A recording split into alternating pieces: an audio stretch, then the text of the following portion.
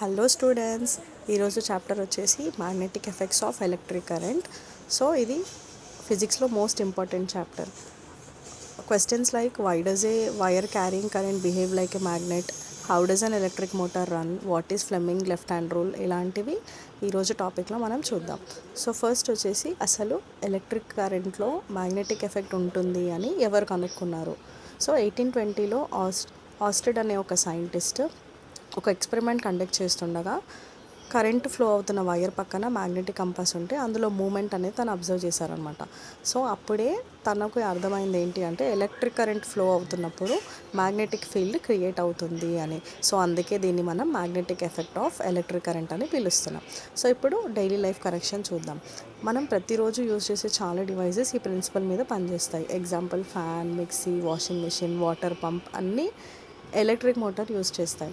So స్పీకర్లో కూడా current వల్ల మ్యాగ్నెటిక్ ఫీల్డ్ క్రియేట్ అయ్యి సౌండ్ అనేది ప్రొడ్యూస్ అవుతుంది. సో ఇప్పుడు what is magnetic field? Magnet దగ్గర ఒక ఇన్విజిబుల్ ఏరియా అనేది ఉంటుంది. ఆ ఏరియాలో వేరే మ్యాగ్నెట్ పెట్టి చూస్తే ఫోర్స్ని మనం ఫీల్ అవ్వచ్చు. ఆ ఏరియాని మనం మ్యాగ్నెటిక్ ఫీల్డ్ అని పిలుస్తాం.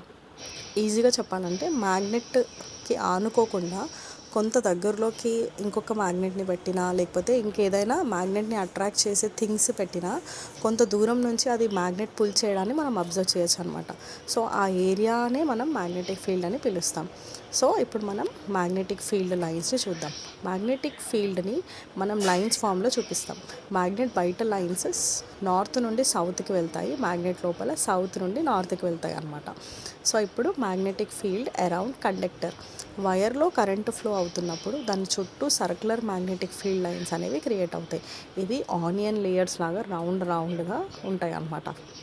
సో ఇప్పుడు మనం ల్యాబ్ యాక్టివిటీ చూద్దాము. వైర్ అరౌండ్ దీనికి కావాల్సిన మెటీరియల్స్ వచ్చేసి బ్యాటరీ, స్ట్రెయిట్ వైర్, కంపాస్, ఇంకా కీ. ఇది ఒక సింపుల్ ఎక్స్పెరిమెంట్. కరెంటు ఫ్లో అయితే కంపాస్ నీడిల్ మూవ్ అవుతుంది అనమాట.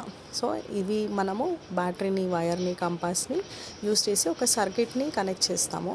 సో అప్పుడు మనము దాని పక్కన కంపాస్ పెట్టినప్పుడు స్విచ్ ఆన్ చేసి కరెంట్ ఫ్లో అవుతున్నప్పుడు కంపాస్ లోపల నీడిల్ అనేది మూవ్ అవుతుంటుంది అనమాట.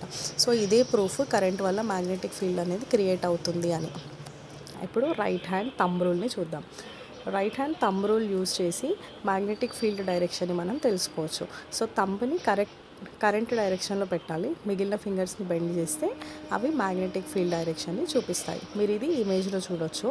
థంబ్ అనేది కరెంట్ డైరెక్షన్ని చూపిస్తే మిగిలిన ఫింగర్స్ అనేవి మ్యాగ్నెటిక్ ఫీల్డ్ డైరెక్షన్ చూపిస్తాయి. So what is solenoid? ఇది చాలా ఇంపార్టెంట్ క్వశ్చన్. వైర్ని చాలా టర్న్స్గా కాయిల్ లాగా వ్రాప్ చేస్తే దాన్ని మనం సోలెనాయిడ్ అని పిలుస్తాం.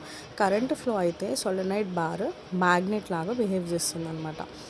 సో దీని ఎక్స్పెరిమెంట్ ఏంటి అని అంటే సోలెనాయిడ్ చుట్టూ ఐరన్ ఫిల్లింగ్స్ని మనం పెడితే అవి బార్ మ్యాగ్నెట్ దగ్గర ఉంటున్న ప్యాటర్న్ లాగా అరేంజ్ అవుతాయి అన్నమాట. సో ఇది కూడా మీరు ఇమేజ్లో చూడొచ్చు.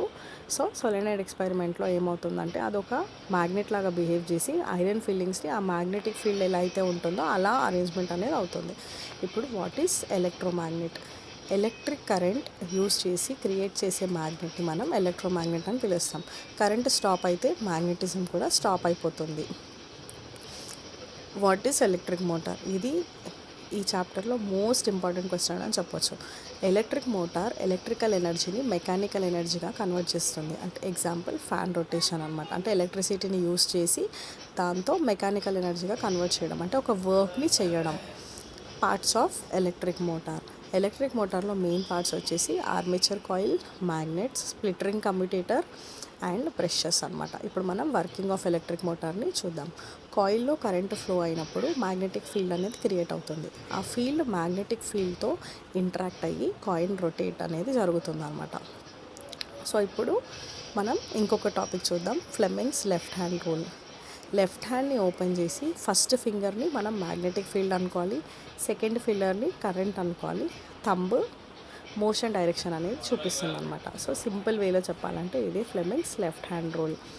ఇంక్లూజన్ వచ్చేసి electricity plus magnetism is equal to powerful technology.